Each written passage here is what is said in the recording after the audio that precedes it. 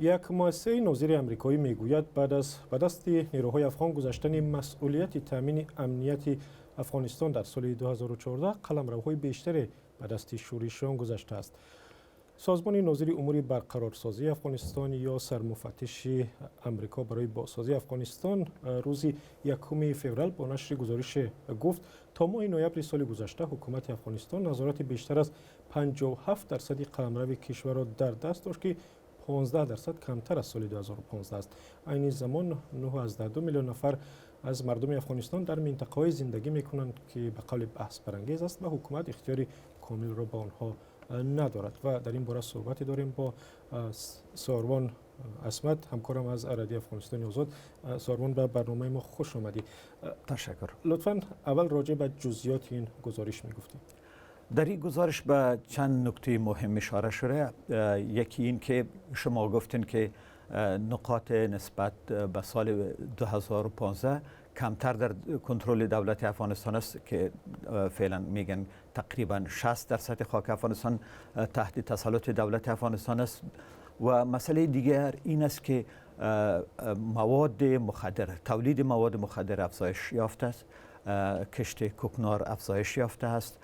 اما در یک مسئله گفته که پیشرفت حاصل شده و مبارزه با فساد اداری است. در این گزارش گفته شده است بعد از آن که در سال 2014 اشرف غنی رئیس جمهوری افغانستان شد، توجه جدی به مبارزه با فساد اداری صورت گرفت و در این زمینه پیشرفت‌های قابل ملاحظه صورت گرفته است.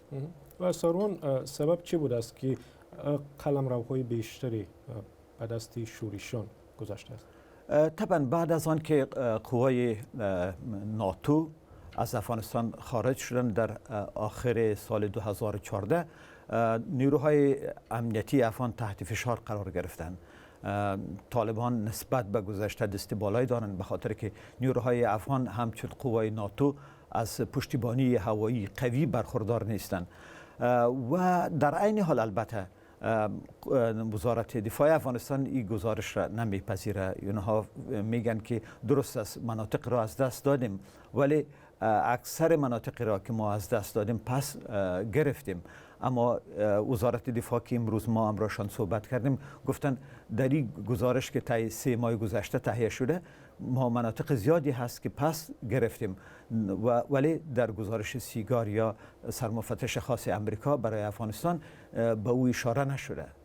و سارون، کدام مناطق گویا زیر کنترل شورشیان هستند و یا مخالفان حکومت از جمله طالبان؟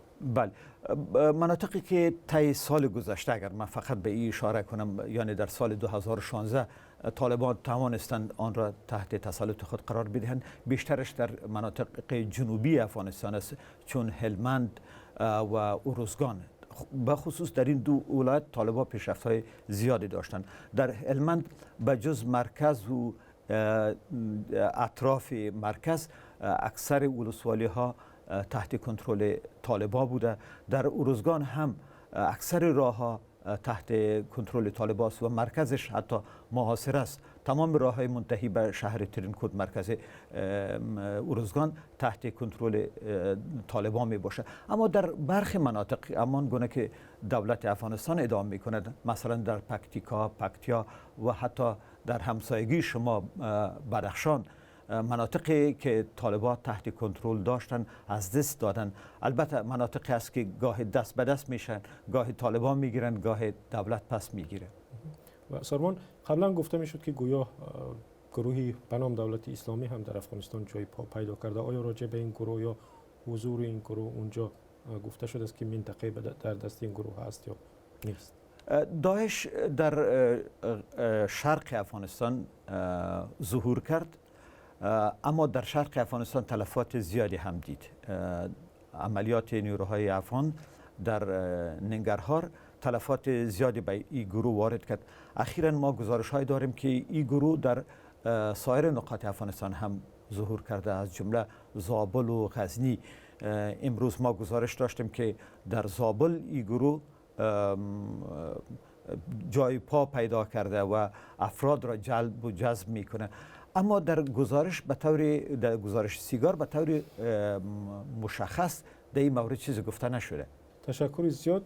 ساروان اسمت همکارم از رادیو افغانستان آزاد با ما صحبت میکرد درباره گزارشی که در آن گفته می شود در سال گذشته حکومت افغانستان نظارت به چندین درصد از قلمرو کشور را از دست داده است. تشکر ساروان برای مصاحبه، برای شرکت در برنامه ما. تشکر. سلامت باشید.